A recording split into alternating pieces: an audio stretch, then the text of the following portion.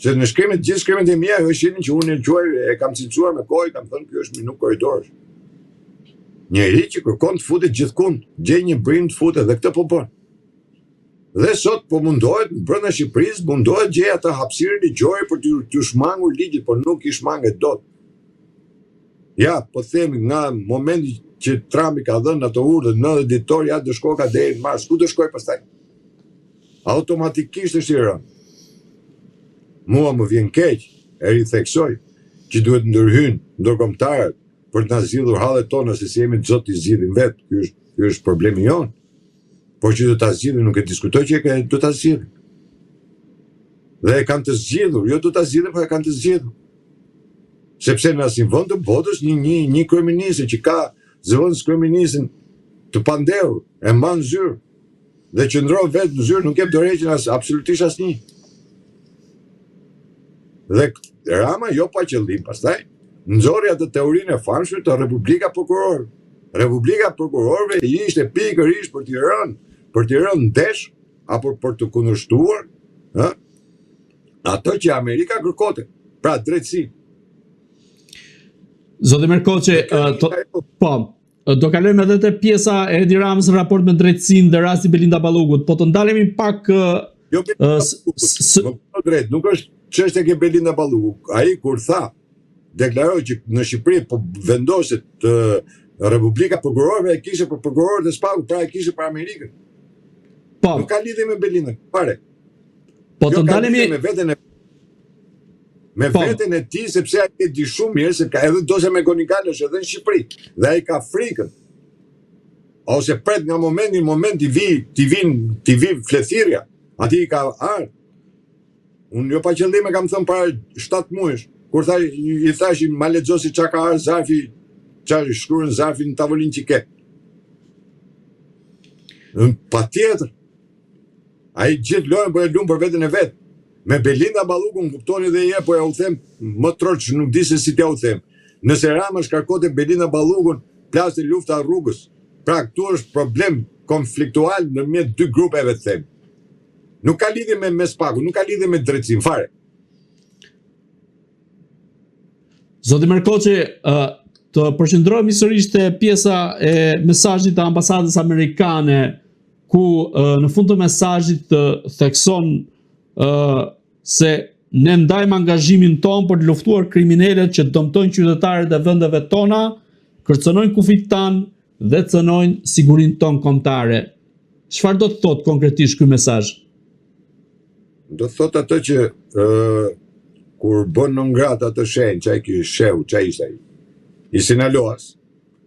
Jo, luftar Hysen, që t'jemi korrekt. Luftar Hysen, kjo. Kur bëri non grata, luftar Hysen e bëri jo se kishte poste, jo se kishte në funksione në detyrë, por ishte pjesë e Sinaloas. Dhe kur e bëri që e shpalli non grata, cilitrisht e nxorri me Ramën në zyrë të Ramës, fotografi me Ramën. Pra ishte një sinjal i qartë kundër Ramës. Dhe e gjithë mesazhi që dërgon Amerika nuk është për shqiptarët, nuk është për Shqipërinë fare. E gjitha është për Ramën. Dhe për politikën shqiptare, e cila prapo ja u ritheksoj, është çerdhe e Sorosit. Sorosi nëse ka një çerdhe në Europë, Shqipëria. E gjithë politika shqiptare për 35 vjet është drejtuar dhe udhëhequr nga Soros. Të gjithë që flasin, dje kanë hangër këtë çorba e Sorosit, sot shajnë Sorosin. Po ka dhe nga ata që vazhdojnë shajnë Sorosin me të madhe dhe paguajnë po nga Sorosi. Dhe Trump në momentin që erdhi, nduket se Soros e ka shpallë parë në organizatë terroriste, pare se shpalli organizatat e tjera të drogës të shpalli të tilla. Po ti kur je vendi i cili je magazina e drogës. Po normal.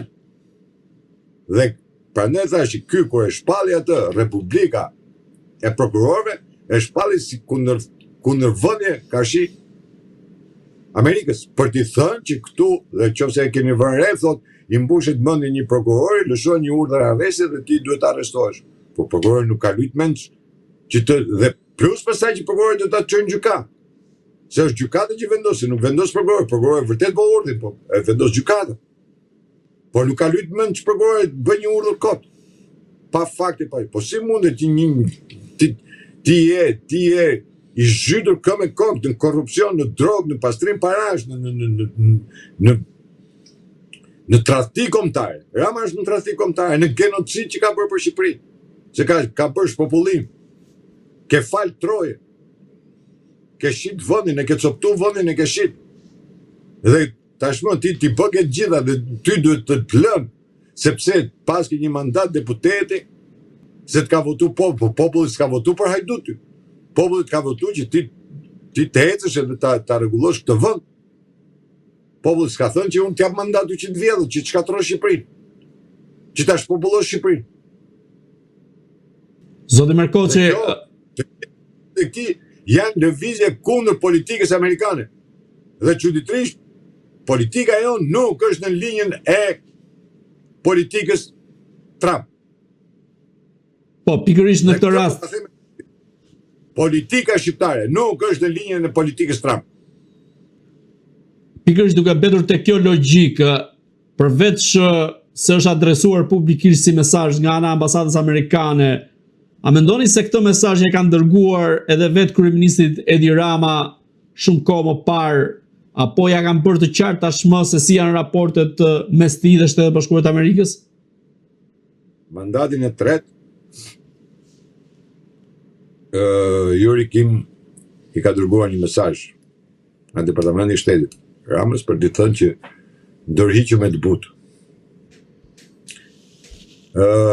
Rama nuk e pranoi. Nuk e pranoi dhe vazhdoi atë të tija. Vazhdoi metodën e tij, vazhdoi forcën e tij, vazhdoi ndërtimin dhe forcimin e mëtejshëm të mafjas shtet që ai ka ndërtuar. Kështu që Amerika gjithmonë ka qenë e drejt për drejt me Ramën, por në mënyrë të koduar, patjetër. Por të gjithë veprimet që ka bërë, ka shi Ramës, kanë qenë tepër të lexueshme dhe të bëshme.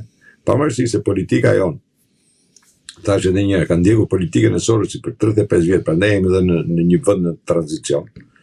Dhe ajo që ndryshe thonë, ndryshe bëjnë, se këtë kanë politika jonë, ndryshe thotë, ndryshe bën. Jo më kot thash që nuk janë në linjën e Trumpit, se po të ishin në linjën e Trumpit, deputetët e opozitës apo të Partisë Demokratike nuk do ta votonin ligjin për t'ia dërguar peshqesh tashmë Trumpit në tavolinë e Edi Ramën. Dhe nuk u donte që të vinte zoti Mark për ta anulluar këtë lloj gjëje. Dhe këtu jemi ne. Kjo është prandaj dhe unë këta i quaj parapolitik. Se nuk janë politikan.